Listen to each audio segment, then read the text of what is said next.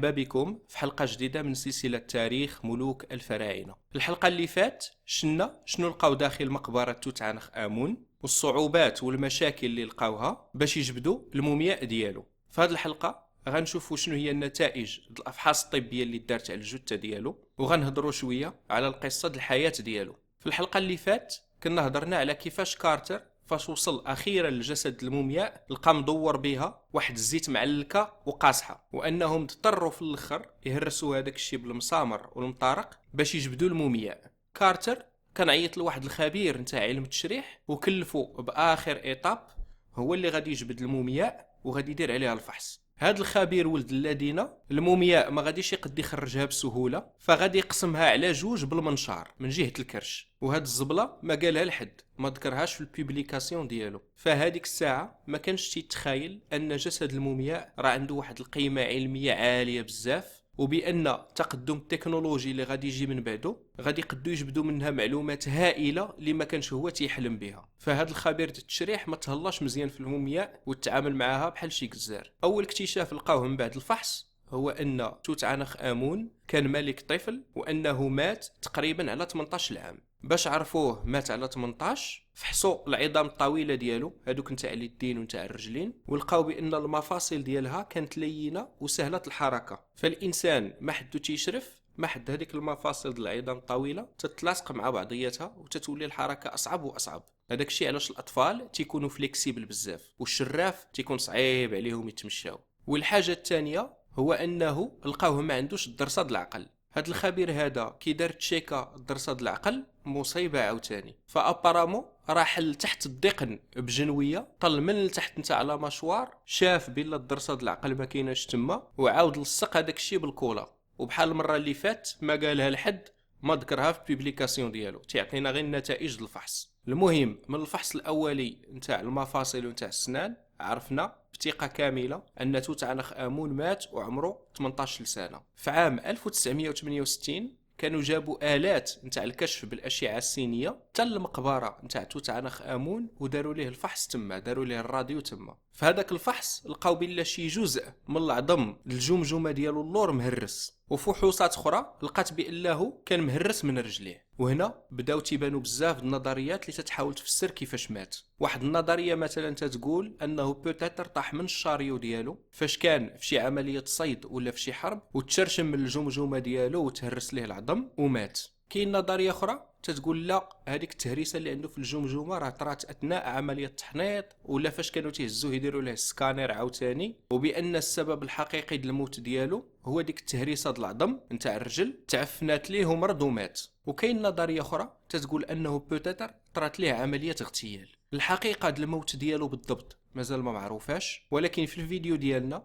غنمشيو مع نظريه الاغتيال وغنشوفوا الاحداث اللي طرات قبل ومن بعد الممات نتاع توت عنخ آمون اللي تتعزز هذه الفكره هذه. والحكم غادي يبقى لكم في الاخر اسيادي شارلوك هولمز. اجي دابا نشوفوا التفاصيل التاريخيه اللي عندنا على الحياه نتاع توت عنخ آمون.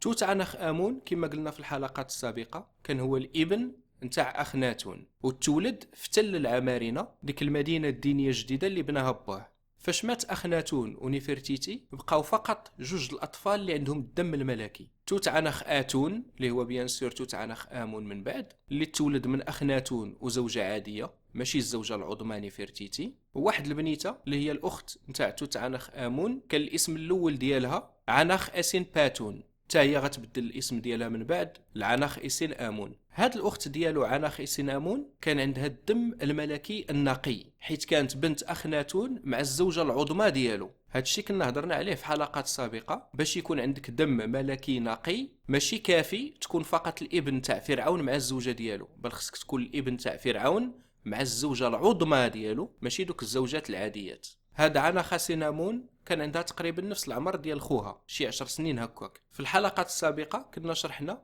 باش شي واحد يولي فرعون مصر ضروري خصو يتزوج من شي وحده اللي عندها الدم الملكي النقي. دونك توت عنخ آمون ما عندوش لو شوا هنا من غير انه يتزوج اختو، فغادي يتزوجها وغادي يولي هو فرعون مصر على 10 سنين. دونك ولا عندنا ملك وملكه اللي صغار بزاف واللي صعيب عليهم يتخذوا القرارات الكبيره في سياسه البلاد. دونك سي سور كان شي واحد مور الكواليس هو اللي تيسير البلاد بلاصتهم، هما غير تيعطيو الضوء الاخضر وصافي. هاد الكوبل الملكي الجديد دابا كان خصو يتخذ بزاف د القرارات اللي كانت صعيبه عليهم. كانوا عايشين دابا في واحد المدينه جديده غريبه على المصريين، يلاه التبنات تل العمارنه. هاد الكوبل الملكي تابعين جديد ما تيعرفوش المصريين، الدين ديال اتون ديال باهم. واخناتون كانت الشعبيه ديالو طايحه بزاف قبل ما يموت، ما تيحملوا لا الشعب لا الجيش لا الكهنه. وهاد الاطفال دابا خصهم يصلحوا هذاك الشيء اللي خسر باهم. فاش غيديروا دابا؟ واش غيبقاو في الدين الجديد في المدينه الجديده، ولا غادي يرجعوا لهذاك الشيء اللي كان قبل اخناتون؟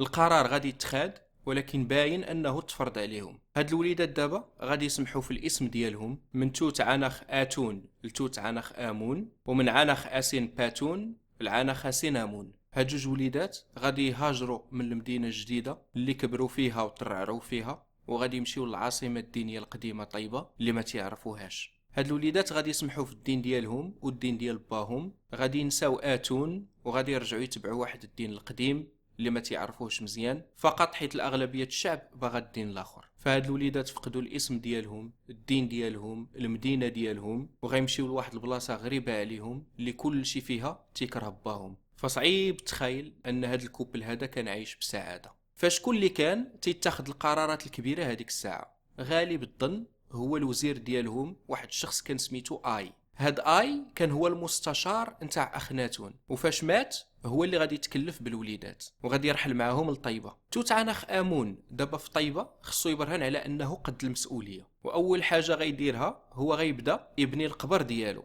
بحالو بحال الفراعنه الاخرين، واخا هو عنده غير 10 سنين. هاد القبر ديالو ما غاديش يبنيه حدا باه، غادي يمشي يبنيه حدا جدو امينحوتب الثالث. دونك بحال تيصيفط ميساج للشعب المصري انني انا راني بحال جدي ماشي بحال با. غالب الظن ان توت عنخ امون كان تيبغي باه اخناتون، ولكن غير تفرضات عليه هاد القضيه. الا عقلتوا المقبره د اخناتون كانت مختلفه على المقابر د الفراعنه الاخرين. الرسوم اللي في حيوطه ماشي تمجيد للمعارك ديالو والانجازات ديالو، ولكن فيها رسوم د الحياه اليوميه ديالو. وداك الرسم اللي مشهور فيها كان هو جالس مع نفرتيتي في الكراسه وتيلعبوا مع الوليدات ديالهم، رسم تيبين مدى المحبه اخناتو للوليدات والفاميله ديالو. فغالب الظن ان وليداتو حتى هما كانوا تيبغيوه. ولكن القضيه دابا السياسيه، وخص توت عنخ امون يبعد راسو ما امكن على باه وعلى داكشي اللي دار باه. توت عنخ امون باش يزيد يبرهن على هذه القضيه غادي يكمل البناء نتاع واحد المعبد في الاقصر اللي كان بداه جدو ما كملوش وسمح فيه باه اخناتون. فغادي يعاود ليه البناء ديالو وغادي يزوق الجدران ديالو بمشاهد من اكبر احتفال ديني كانت تحتفل به مصر القديمه هذيك الساعه. واحد الاحتفال ديني كبير كانوا تيسميه اوبيت، كانوا تيجيبوا فيه التماثيل الالهه من معابد اخرى تيجمعوهم في بلاصه واحده وتيعطيوها الماكله والشراب والشطيح والعباده، وهذا الشيء كله كانت تتخلصوا الحكومه. دونك توت عنخ امون هنا تيقول لهم صافي نساو الدين الجديد اللي جاب با ورجعوا للديانه القديمه اللي كلشي تيعرفها وتيبغيها وتيتبعها. دونك باين ان الشعبيه توت عنخ امون كانت غادا وتطلع، وداكشي غادي هو هذاك مزيان، الامور غادا اون راجل هي هذيك. ولكن فجأة غادي يموت لينا توت عنخ امون على 18 عام. فاش مات توت عنخ امون ولات عندنا مشكله دابا. اختو مراتو عنخ-سينامون هي الوحيده دابا اللي كاينه في مصر اللي عندها دم ملكي، بل دم ملكي نقي. دونك اللي تزوجها هو اللي غادي يولي فرعون تاع مصر.